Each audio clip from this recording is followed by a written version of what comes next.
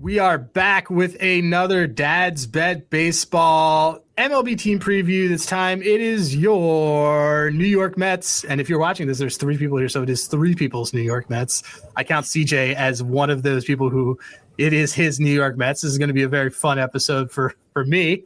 But we are brought to you by Hall of Fame Bets, hofapp.com, unless, as I always say, unless you are under 30 and you only consume content on YouTube, in which case it is a QR code in front of you. But if you are like anyone else and an actual adult, you probably are listening to this while you're at the gym or doing something else or doing some work. So go to hofapp.com, use code DADS.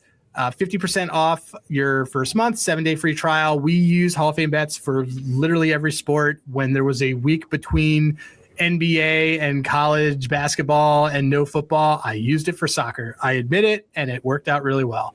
But what we really use it for day-to-day during baseball season is they have really good bullpen stats. You can go in actually right now, even before games are populated, and you can see all the hit rates for all the different players. Works really well with handy graphs, which obviously we love because we're biased. But Hall of Fame Bets, really good partner to the show, friend of the pod, all the bells and whistles, hofapp.com. With that, guys, we are here to talk about the New York Mets and why they combined Twitter accounts for Mr. and Mrs. Met into one.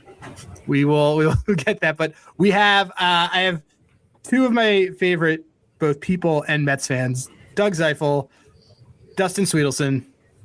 Guys, thanks both of you for taking time out, especially Dustin, who like dates a woman in LA, comes back to Vegas, does his show every night at 11 o'clock Eastern time. Like this guy's all over the place. And then Doug, who I've also, if you follow on Instagram, you'll get no baseball content, but you will see an incredible dad who is just constantly, he's at Disney on Ice. He's taking kids to the beach. He is being a good husband and parent. So you guys finding time to talk Mets is extremely, and then there's CJ, and I don't whatever about CJ, but you guys finding time to talk Mets with me is something that I don't take for granted. So thanks a lot. Of course. Well, my girlfriend's aware that as much as I love her, I'll never love her as much as the Mets, which also means a positive. I'll never hate her as much as I hate the Mets, because that is the relationship that we all go through. Well, you know, like NL East teams, I think we can all understand how these things work. So let's talk about what happened last year. So this team actually, so the progression of this team, 2023 appears to be where it bottomed out, but we'll talk to you guys about what that actually meant. 75 wins, 89 wins in 2024, 83 wins last year, but it felt like 74 wins. And their Pythag was 86, a six win difference. The big thing being you got Soto, you didn't get to the playoffs. And I opened them at 88 on November 8th, and then I moved them up 1 to 89 just by doing nothing at winter meetings. And then the market line came out, it was 87, and I think we see them now at around 90, 91, and that would be because of these comings and goings, because then they got hot and heavy when it came to moving players. So the big one being Bo Bichette, who in the middle of the night, much like the Colts leaving Baltimore, Bo Bichette had a contract offer from the Phillies for way too much money and said, nope, I'm going to take the opt-out ability deal from the Mets. And he is going there to play a position he has never played before. Freddie Peralta came over from the Brewers. CJ's just shaking his head. Why am I letting you drive this episode? Because you're going to drive the Phillies episode, and it's all going to come back. Okay. Luis Robert, who, if you look at the metrics, is not as good as Adolis Garcia. Marcus Semien is over here, traded for noted MAGA supporter Brandon Nimmo. Devin Williams came over here, who's actually signed early in the offseason. Jorge Polanco, who I've long said is my actual favorite signing of any team that they did. Any team, I like the Jorge Polanco signing. Luke Weaver came over. Tobias Myers, famously once traded for Junior Caminero. MJ Melendez, Luis Garcia, Craig Kimbrell is still around. Awesome. Mike Tautman is also here. But the notable subtractions are the Polar Bear left, as famously called on the show. He went to Baltimore, probably to eat a lot of the food that we've talked about with Gab. Edwin Diaz left to go to the Dodgers. Brandon Nimmo, again, went to a state that doesn't allow anybody who's not rich and white to do anything. And Jeff McNeil, who is a terrible human being, went over to the A's. Tyler Rogers to the Blue Jays. Jet Williams, who we all like a lot, is now a Brewer, and he's kind of is a perfect Brewer. as is Brandon Sproat. Luis Angel Acuna, the noted switch hitter, is now with the White Sox. Cedric Mullins, who's irrelevant, is with the Rays. Starling Marte with the Royals. Ryan Helsley, who came over last year and did nothing, now is with the Orioles to hopefully only be in safe situations, which makes me have pause about his elbow. Greg Soto is now at the Pirates. Stanek to the Cardinals. Danny Young to the Braves. Cooper Criswell over to the Mariners. Griffin Canning, who famously cashed a CJMI under 15.5 outs bet by tearing his own Achilles on the mound. Yeah. Greatest win of the season was when he decided he was dealing. And then he just said, you know what? I'm going to rip my Achilles and win this bet. He did that. Well, he's also in the Padres system now. And then Drew Smith with the Nats. So with all that, I'm going to actually start with CJ, not even with our guests. CJ, what do you remember about this team from a betting perspective last year? From a betting perspective, okay, I'm glad you asked it that way and not just as a fan or as somebody who wants to watch like quality television, because if that's the case, then this team was fucking miserable to watch last year. I remember I was actually at the game when they got to 21 games over 500. That was the game also when Senga had, for whatever reason, decided to cover first again, and he immediately got hurt. That was the beginning of the end of the season, was that game. You could already see a lot of the issues with the bullpen. As far as betting goes, I had a lot of fun betting Alonso, betting Soto, honestly betting some of the main guys for the first half of the year. The hitting to me was never really the problem on this team. Like if you look at a lot of their stuff they were still, I believe, top 5 in like WRC plus by end of the season. Like the lineup was excellent for most of the year. They were a little bit, I guess, cooler at first, but I remember betting specifically, I think it was like the July 4th game. They played the Yankees and I had bet Soto to hit a home run at like 15-1 in the bottom of the first, right after Judge went yard in the top of the first. And I'm watching that game with my Yankee friends or my Yankee in-laws. That was a lot of fun. That was a lot of fun to cash that. I also remember fading the shit out of this team in the second half of the season, including betting the Reds to get the 6th seed, which I never had in doubt. Even the last day of the season when the Reds decided, hey, we don't want this playoff spot. Please, Mets take this playoff spot. And of course they proceeded to then lose to the hapless Marlins later that afternoon. So I won I feel like a decent amount of money, either backing this team in the first half and fading them in the second half, because this team really did not have any sort of identity. They tried to fill a lot of their holes with the bullpen acquisitions, which failed miserably, except for Rogers, who is the one guy that they actually let go coming out of this bullpen. And for any Mets fan that I would say that was trying or is shedding tears over Nimmo or McNeil or Alonso leaving, this team won 83 games last year. They massively underachieved. Like, you had to completely tear down the roster. So with that, I would say, well done, mission accomplished by David Stearns. But I am still very, very nervous about what this team is going to be fielding and a lot of questions coming into this season. So yeah, that's kind of what I remember. I mean, I don't know, Doug, Dustin, was it it's almost like the dichotomy between 2024 and 2025. You could not have gotten a more stark contrast. Like, that 2024 team is still going to go down as my all-time favorite Mets team that I've ever rooted and watched. I love that team. We had Doug on here talking about those. I think I hated the 2025 team more than any other team that I've ever watched in Mets history. I don't know, it was the one I hated the most. I think 2000. What was the year it was Burnett and Cedeno? I think it was 02, 03, Mo Vaughn. I think I hated that team the most because on paper, that team theoretically should have been amazing. It was too many new moves at once. And when I think about 2024, there's only two things on the internet that can consistently make me cry. It is the Ultimate Warrior tribute video after he dies, and they're showing his speech, and it's any tribute video to the 2024 Mets and the run they went on, and the Alonso homer, and the grand slam by Lindor, sorry Berg, but all the moments of 2024. And then as you're listing the injuries, There is no other organization in sports that has pitchers getting hurt fielding their positions consistently, but not even just like minor injuries, but wiped out for entire years. So when I look back on last year, the thing that jumps out to me betting wise is that this was a first five only team, and it wasn't safe because they had nobody to stop the bleeding. It felt like there was an open wound all the time, and there was not an ace that could just go out there and calm things down, give you 7 innings, let the bullpen get a rest. And I think the bullpen looked bad last year because they were just so overtaxed with too much use at the end of the year. The pitching was so lackluster. They couldn't work into the 5th, 6th inning consistently, and they would go through spells of weeks. Like literally, like 7 of 10 games getting owned by Cleveland and Milwaukee and all these teams that are supposed to have less offense than them. It was so frustrating, and I think it's exactly what David Stearns wanted. I think he hated that they overachieved in 2024. He hated that he had to make use of Brandon Nimmo in that contract. He hated that he was going to have to rely on an aging Pete Alonso. And by the way, the Jeff McNeil experiment, good God, I would have paid twice his salary to get him off the team. And he was my favorite player a few years ago. I thought he was the next Daniel Murphy, but that has since lost any touch of him being a contact hitter.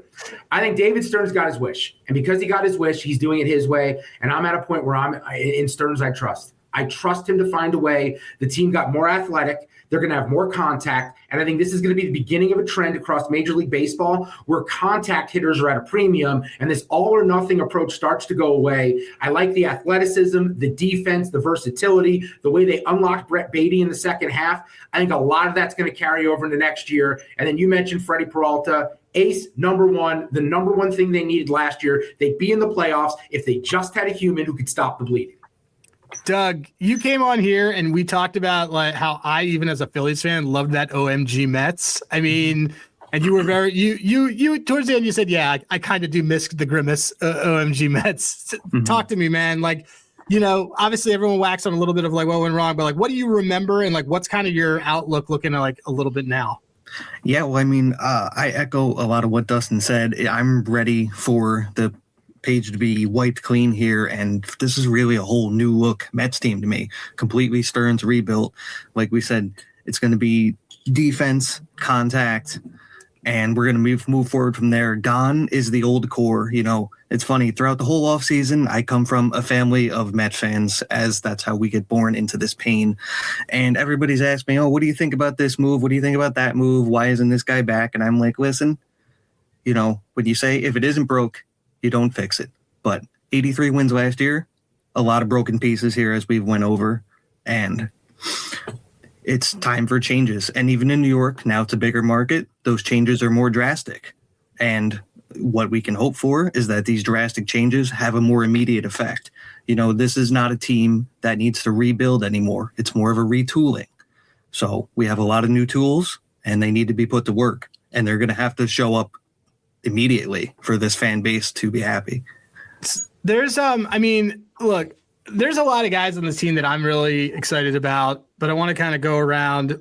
There was a lot of things that came in. So CJ, of all the guys that were picked up for all the changes, what change are you most happy about, whether it be a player or a coach or whatever it is with this team going in? I think so if you had asked me this question about maybe 6 weeks ago, I would have said Bichette, because I was really excited about, even if he's, he could be here for 1 year, but they needed somebody like him in the lineup in order to be able to be a consistent contact type of hitter. Obviously, you saw what he meant to Toronto last year, even though I know McInnes tries to say that they went on the World Series basically without any of his contributions. I think that's just him being a little salty. But right now, I actually think the guy I'm most excited and interested to see is Luis Robert. And I think that, look, I get sucked into some of the stuff I'm seeing from him and Soto having a bromance during spring training. Apparently, he looks amazing in spring training. I'm not surprised. He has always been an athletic specimen. He's always been somebody I think that he's just been an intriguing player for really the entire baseball community, because he's an excellent fielder. So that's one area that I've always said about that trade is, you gave up Luis Angel Acuna, who is apparently the greatest switch hitter that the Mets ever had and didn't realize they had. But they also now have solidified the defense. That you got to remember that the outfield situation, especially for center field for the Mets, was like dead last in the league. You were throwing out Tyrone Taylor consistently in the outfield as a solution there. And having Luis Robert, he literally can do exactly what he did last year and just hit lefties and swing and miss and not actually hit righties at all. And he will still be a upgrade over what they have had. But I think the ceiling for where he can go, like the potential is still so high for what he can do. Like we've seen it before. If he's in a situation now that he's kind of outside that White Sox coaching staff, outside of what he's had to deal with under Reinsdorf for pretty much the last 3 or 4 years, like I think on a competitive team, he's going to be a really exciting player to watch. And I can just see myself falling in love with him in the first game where he like hits a dinger, has an amazing play in center field, and I'm all back in on the Cuban Mike Trout. Like this is the guy that I was hoping we would get. I want to go to Doug after this and then Dustin. I mean, for me on Luis Robert, all jokes aside, he does 400 plate appearances and gives you 15 home runs, and he's kind of even a pseudo platoon player and steals 20 bases. That's a monster win. Doug, who are you most excited about, or what are you most excited about that had you kind of changed from the teardown? I mean, I'm kind of excited about the opportunity in right field for Carson Bench. I mean, this is a kid who's been big Carson Bench guys over here, so this is great. This is good. Carson Bench is a guy that me, college baseball guy. Watched him at Oklahoma State as another former two-way guy, another former McLean. Guys who rake throughout college, and watching a guy be a high draft pick and come up to make a very quick impact is really exciting. And like I said, what he's done in spring training is just opened more eyeballs. So the move for Soto to left, I think, is really good. We've seen him bite one kicked ground ball in the WBC. He's looked pretty good in left, and echoing what CJ said with Robert in center, this is a much more solid defensive outfield, especially. Yeah, the floor is a lot higher on that. Yes, exactly. Yeah. Dustin, besides Peralta, what's sort of making you drool? One with Robert, you guys framed it perfect. If he hits 15 homers and steals 25 bases and plays plus defense in center, it's an A-plus move. Yet he's a guy who has the upside to go 30-30 potentially. And he's never been led. He's never had leadership. He's never had a mentor. He was stuck in Chicago where he just by de facto of being the best player was expected to be a leader. And you have to learn. Tony La Russa as his manager for he wasn't going to do any. He was never going to lead with that guy. Yeah. Yeah. So what was he ever expected to become? Now he's in a situation where he's going to be developed. They're going to groom him. They're going to try and maximize him. I'm excited about that. In addition to Peralta, it's more what Peralta brings to the rotation. Because without Peralta, it's a bunch of 2s, 3s, and 4s, which reminds me of my freshman dorm. Those are the kind of girls that were coming in and out the door was 2s, 3s, and 4s. But now with Peralta at the top, those guys all get bumped up a peg. And there's a depth in arms, and I look around the NL East specifically. The Phillies don't have that. The Braves have already lost 2 guys. They're relying on 2 or 3 that have had a ton of injury issues the last few years. The biggest strength the Mets have now with Peralta at the top is McClain, and then Peterson, and Holmes, Manaea, Senga, Tobias Myers. Christian Scott is back from injury, and if you need to, Jonah Tong, but really, he's probably blocked by a couple of other guys as well. I think in an arms race, which is so desperate in baseball today to have enough guys to withstand the injuries over 162, the Mets are in a great position in this division to have the most arms they can throw at you. Are they the most aces? Is it the highest end talent? Is it the best potential rotation if everyone pitches to their best? No. But what it is 1 to 7, 1 to 8, really solid arms that'll get you through the season with an ace and Peralta at the top. Yeah, that was kind of the thing. I mean, the fact that we talked about at the beginning, but the fact that they won as many as they did, it felt like they lost a lot more. They had 4 losing streaks of 6 or more last season. I remember CJ and I constantly. I'm aware. Well, it was funny to look and just say, did the Mets really have a 1-9 stretch again? I didn't think this was possible, but the thing is that you have multiple stoppers, and I think that all those young guys getting in there really helps you guys big time. For me, I mentioned it earlier. I like Jorge Polanco a lot. I think he's off a good year, which wasn't even a career year. He hit that second year leap in a very difficult park for right-handed hitters is huge. He's also willing to play a new position. He's raking also this spring. His slash is 300, 417, 600, 166 WRC plus and 2 home runs, and he's got a walk rate of 12 and a K rate at 16. Like, he looks to be that kind of hidden gem that looks also kind of from a vibes perspective to play whatever. Dustin, you got a comment here. Watching him with the Mariners, because when he was with the Twins, I thought he was whatever when he was same. Watching him with Seattle last year, it was, I'm not even being hyperbolic, the most professional at bats I've ever watched. Like, the approach and the pinpointing certain pitches, having the quick hands to foul off stuff you don't like. I thought he had such a really, really high level approach at the plate to spotting pitches that he wanted to do something with in every at bat. And it blew me away, because there were times with the Mets or outside of Nimmo who just liked taking pitches. And then when that stopped working, he started swinging at the first pitch over and over again. Like, it felt like there wasn't really a plan. There wasn't like a concept of this is our philosophy as a hitter. They were just kind of mixing it up each time they went up there. The thing with Polanco that really stood out to me is like, that guy had a plan and he went through it every single time knowing exactly what he was looking for. Doug, what about you? Are you Polanco guy like I am? Yeah, I'm definitely echoing all the Polanco support. I thought he was like the best value signing, one of the best value signings across the league, and I was ecstatic when that happened. You could have made another giant splash, and it obviously may not even be as impactful as Polanco has the potential to be here. But I also think Marcus Semien, the other side of the Brandon Nimmo trade, you bring in a veteran. Obviously, he's not the guy that signed the big deal with Texas, but shoring up the middle of the infield and then providing that veteran presence for these young guys that are going to be in the lineup, somebody who is going to be a higher contact guy. And like you said, we're going to have better approaches in these lineups and sorry. Lost my train of thought on second. No, you're good. You're good. You're good. It's the Mets. I want to actually dig into that to let you get the train back on the tracks here, Doug, which is the bottom half. So we're talking about players that we're excited about. I'm looking at the bottom half of this lineup, though, and I'm going, okay, I can see there are a number of scenarios where I could see this becoming a problem fast because you've got currently, if you're just looking at Fangraphs, projected lineup in the 5 spot, you've got Semien, Brett Beatty as your DH, Alvarez at 7, Luis Robert, and then Carson Bench, right? I have question marks about all 5 of those guys. Like, Brett Beatty has never been. I don't know why Brett Beatty's your DH, but no, you guys tell me this. Hold on. Did you see what he did in the second half last year? I have the month by month.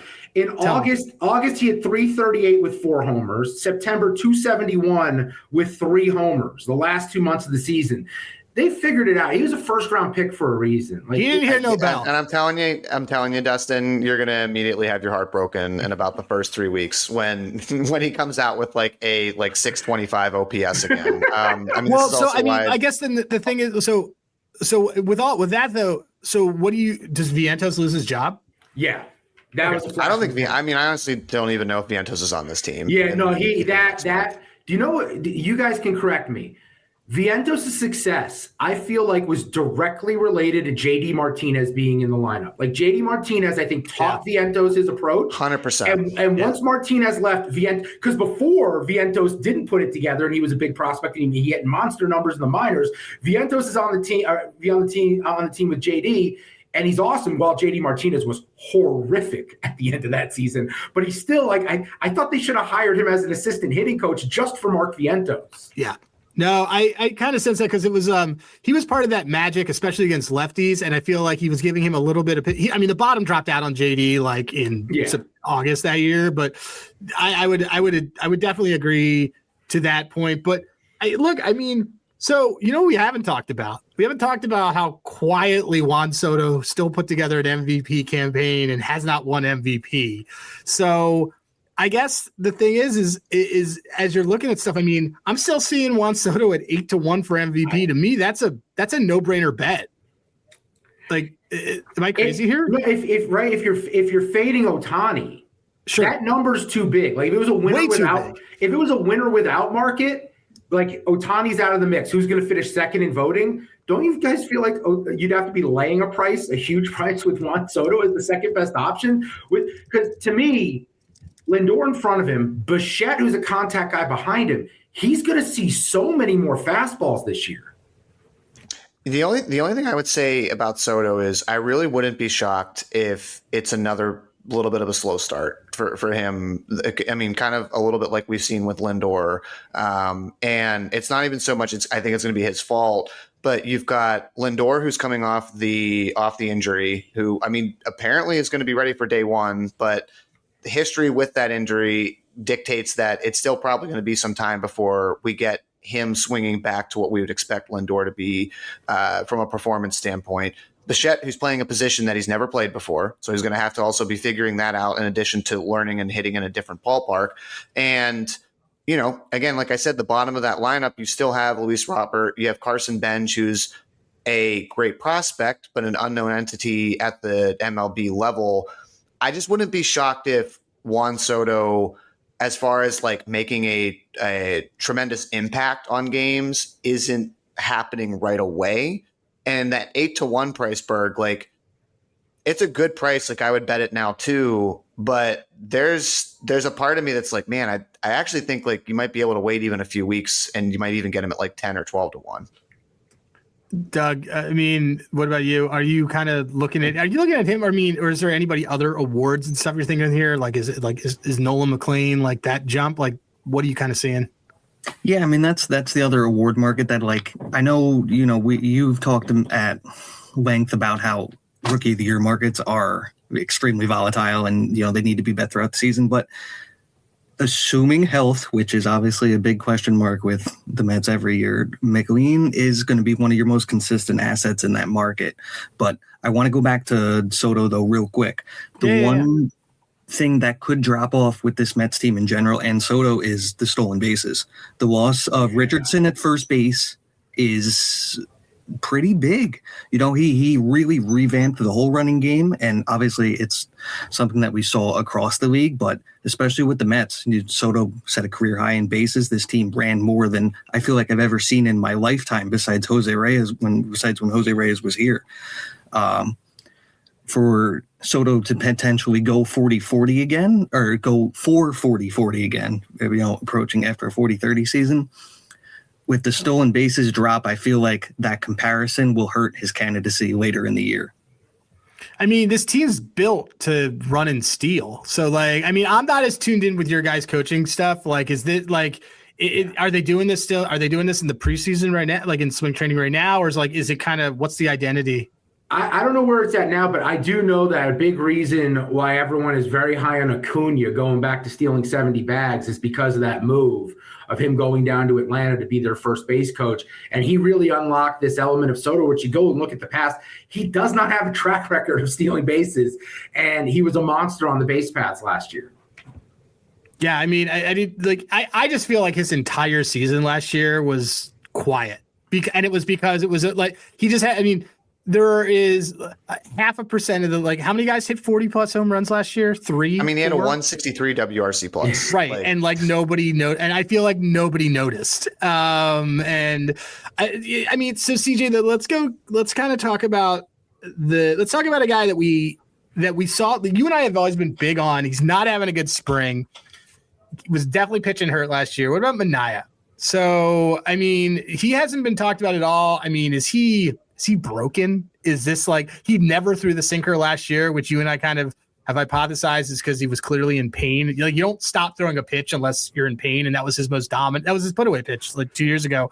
What's your Manaea? And you can I'd love to hear more also like on the Senga output too, because Senga looks great right now. Yeah. So I think Manaea needs to be coming out of the pen. And he doesn't want to do it. I know that the team doesn't feel great about having, you know, the contract that he has as a very expensive reliever. But I don't really see another path for him to make an impact on this team. I don't think right now you can trust him as a starter. I see a lot of some flashbacks of putting out Frankie Montas on the mound. If we put out Manaea again early in this season, like I just don't, and it kills me to say that because he's our tribe warrior. Like he was one of the 5 best pitchers in baseball by the end of the 2024 season. Like that is not an exaggeration. He was that good in terms of kind of the delivery and mechanics that he had gotten to that point. But when you're throwing a fastball at basically 88, 89 miles an hour, like I don't care how many different types of pitches you have, like you're just not going to be able to get outs consistently. So I think Manaea is, he could be in that starting rotation. I wouldn't be surprised though, given that they said they're already going to do a 6-man, that they take it down to a 5-man and they try to figure out what to do with him.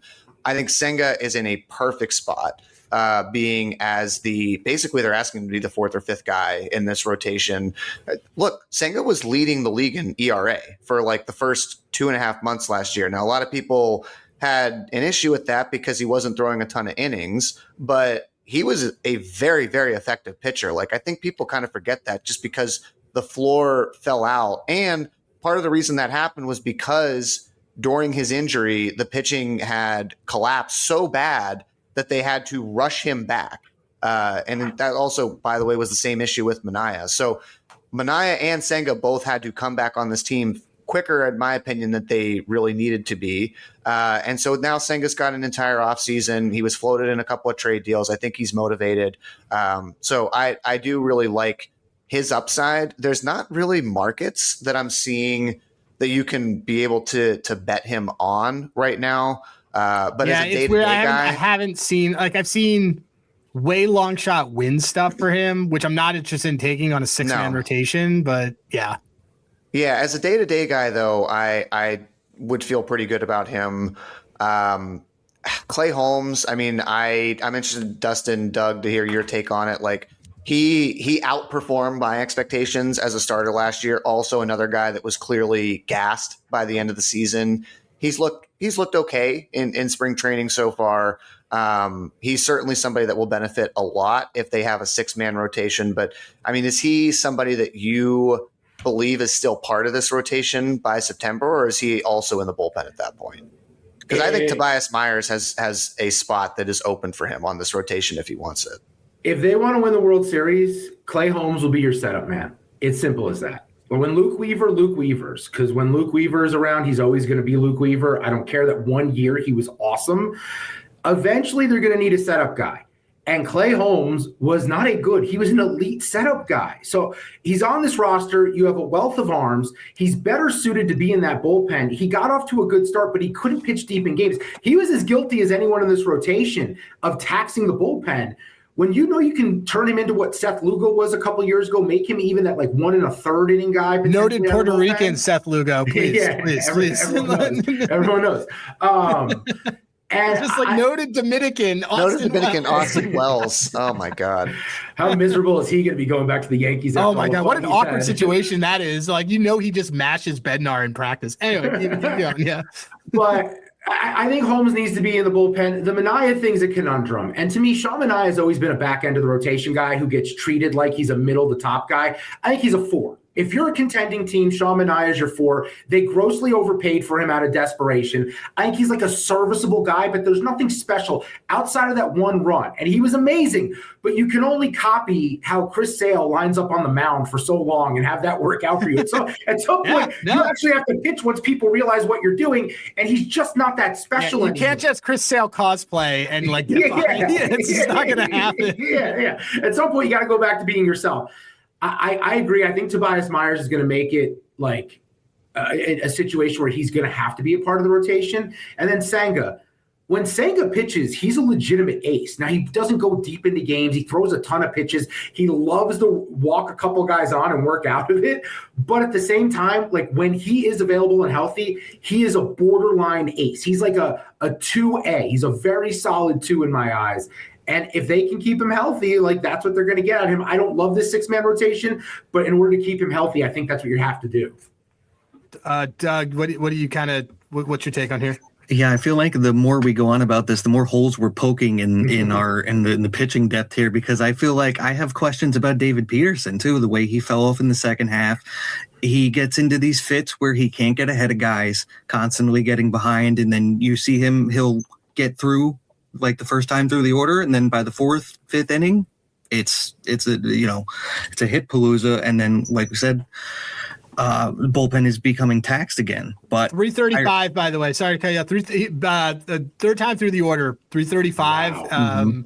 And his average outs per start were 16 and a half, which isn't great for a guy that is pitching 170 innings, because that's not like what you like. You need that to be high. That should be above 17. That should be up towards that 18. I think the only thing I would say here, Doug, and I'll let you kind of add on a little bit to this, though, is that the one change coming into this year is like you've got Freddie and you've got McLean at the top of that rotation, who should be eating innings and should be able to stop some of the bleeding. Like, I really do believe that there was a mental piece of this team last year. Why they went on so many different losing streaks was because they just literally never could throw out a guy that could actually stop. It's like stop the bleeding.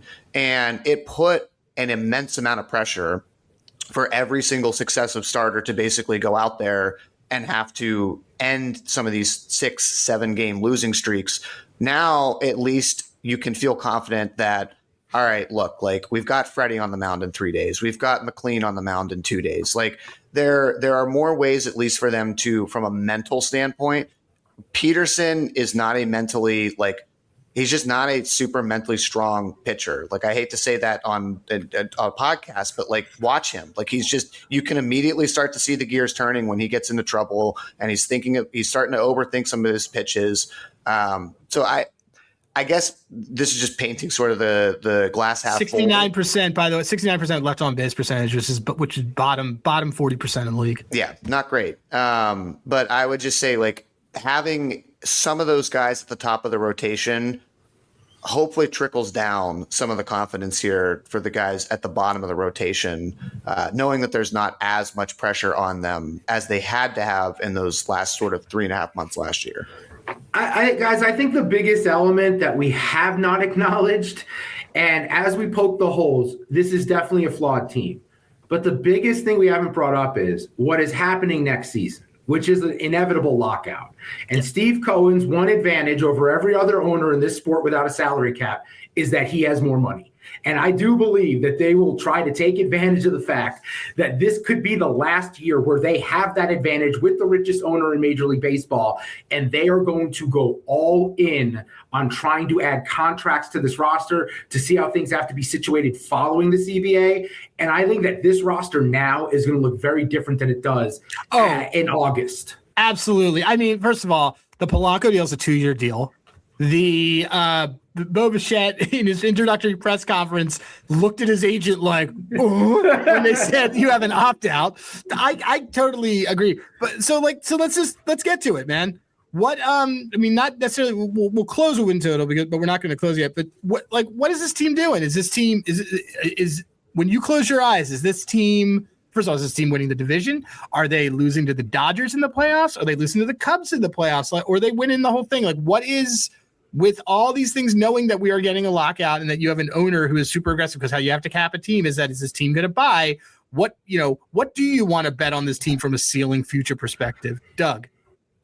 Yeah, I mean, that, like you said, that's the big overarching question, is like the barometer for any team in the NL and then any team competing is, can my team beat the Dodgers in a 7-game series? And right now, probably not. No, I don't feel good about that at all. But I am very confident. Well, not very confident. I'm fairly confident in taking the Mets to win the NL East here. We talked about a lot of their additions and subtractions here, but mainly it's a lot to do with the subtractions of the teams around them. We talked about how Braves are dealing with a ton of pitching injuries, and Phillies have lost some pieces here. So at plus 155 is what I saw. I think that's a very solid price for this Mets team, who's really, this is the year that they need to meet those expectations and take the division. If we're really going to see this championship window for them actually be open. Doug than CJ, or Dustin than CJ. I bet them over 88.5 wins the second the Peralta trade happened. I bet them to win the World Series at 17-1. That is not That's a great number. Yeah, I don't believe they're winning the World Series, at least as they're constructed right now. Right now, I still see them winning the division, okay? I still see them as a playoff team that can win a series. But I do not know if they're a team that has magic, right? You never know until you watch it play out if they have that magic that can come together and go on some sort of heater. I do believe the additions will be made, though. And because of that, that's why I'd be bullish on them to make a run and try and put together a roster that can go toe-to-toe with the Dodgers. Who can? No one really can, because what they've done right now is just assembled a borderline perfect team. But if the Mets can add one or two arms in season, that can be difference makers, right? Whether it's a second ace or another middle of the rotation guy, maybe find another setup guy out there. I think that's what they're looking for. There's a chance they call up Brian Clifford and he starts raking out of the minors where he's got a big-time bat as well. Maybe there's an impact bat as well that they can add. I just think they're going to be ultra aggressive. The version you're seeing is not the version you're going to see later, and I'm not buying the Phillies or Braves. The Phillies are getting older. That window is going to run out. So because of that, fade Philly, fade Atlanta with all the injuries already to the rotation. By default, the Mets are going to win this division. Yeah, CJ? I hate to disagree with you both. I think that's a gross price. I would never bet this team to win the division with the Phillies in this division, and also the way that Nola has looked, the way that Wheeler is already throwing and looks to be this, alien that's going to come back from this injury that I was confident texting Berg in the offseason that he would not even return back until July and be a complete shell of himself and be basically Matt Harvey reincarnated in Philadelphia. Look, man, when you are anti-vax, you get different things that happen and your body does things. So, So that being said, I think the variance on this team is extremely high. Like I can see this team having best record. I can see this team winning the World Series. I can see this team missing the playoffs entirely. I think we just spent the last 30 minutes, Dustin, Doug, like poking holes, and we started to poke more and more of those holes as we started to kind of go down the roster.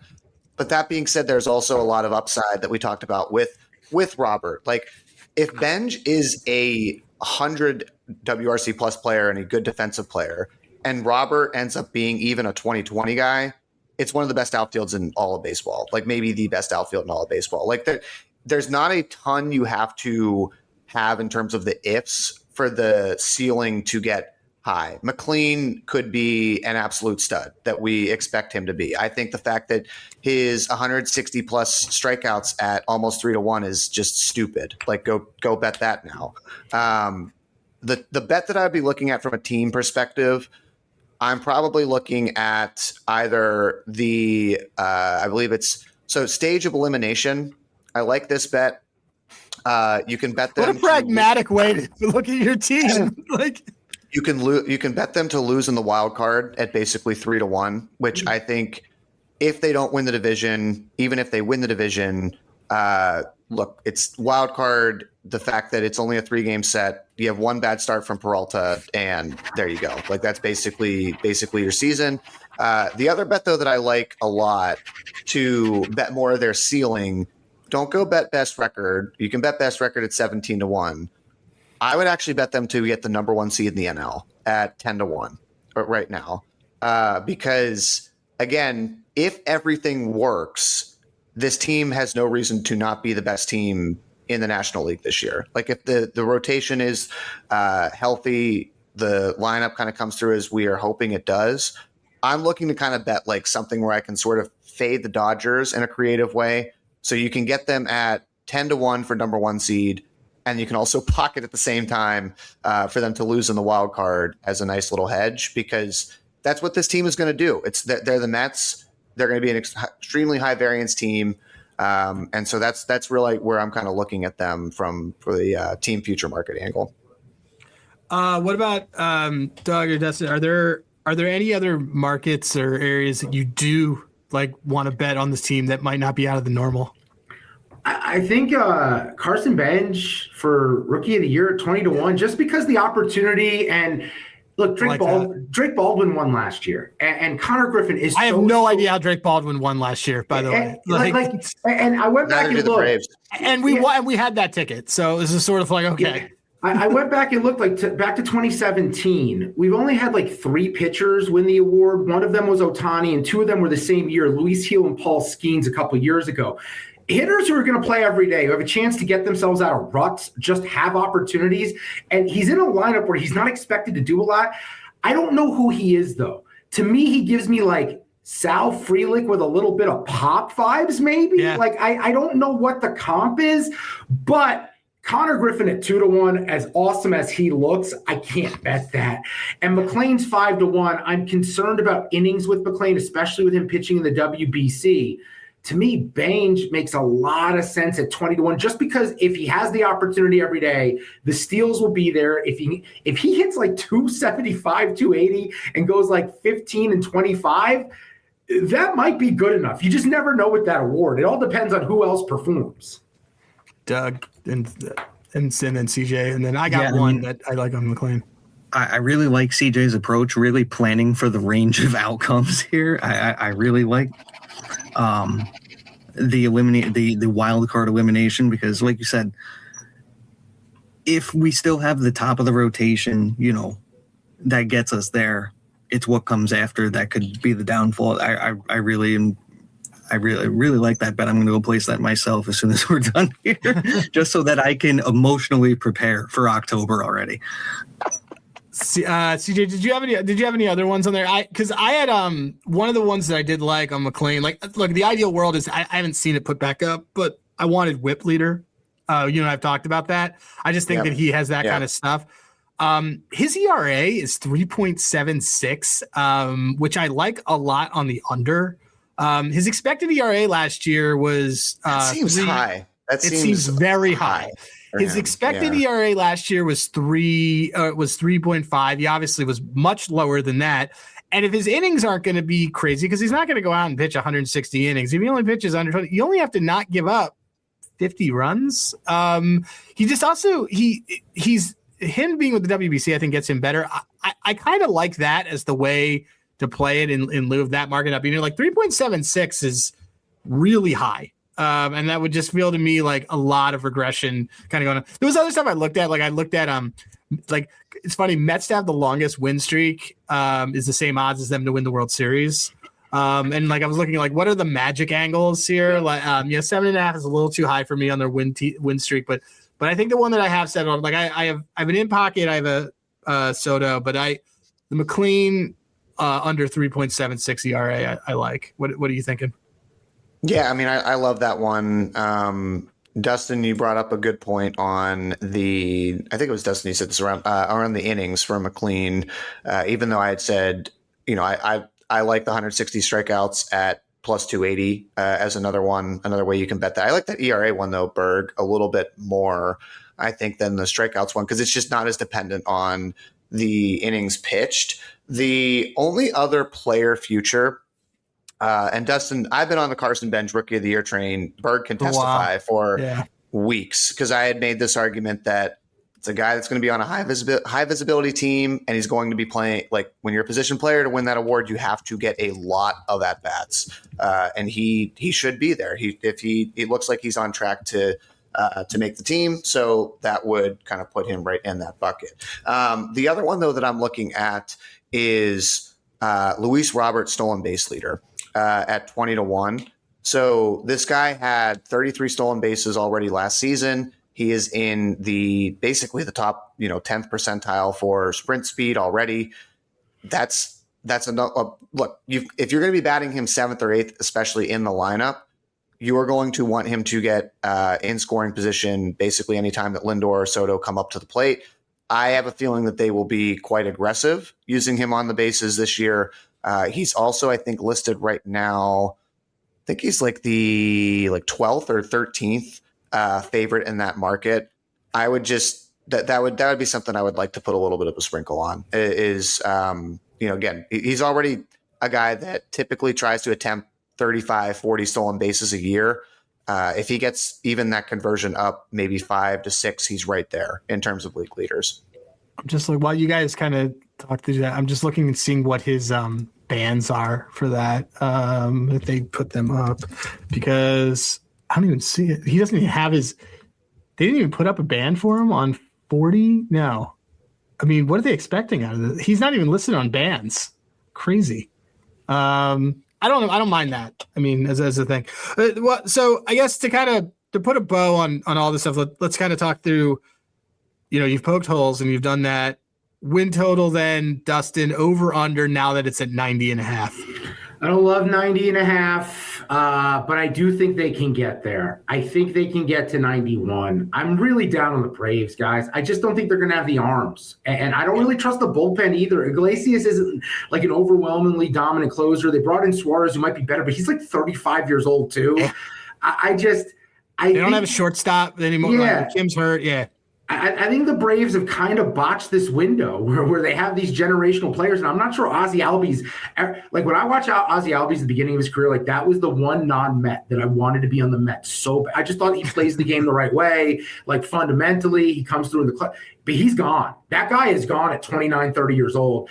I don't think the Braves are the monster they once were, and I'm not like you guys. I'm not high that Wheeler's just going to lock in and be good to go after he had his rib removed. Like, he's not Marilyn Manson, right? He's not. No, they took my joke.